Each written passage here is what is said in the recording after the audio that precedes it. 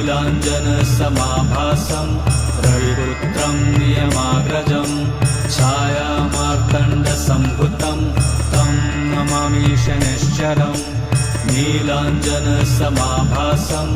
रविपुत्रं नियमाग्रजं छायामार्तण्डसम्भुतं तं नमामि शनैश्चरम् नीलाञ्जनसमाभासं रविपुत्रं नियमाग्रजं छायामार्तण्डसम्भुतं तं नमामि शनैश्चरम्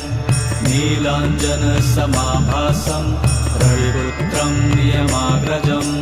छायामार्तण्डसम्भुतं तं नमामि शनैश्चरम् नीलाञ्जनसमाभासं रविपुत्रं नियमाग्रजं छायामार्तण्डसम्भुतं तं नमामि शनैश्चरम्।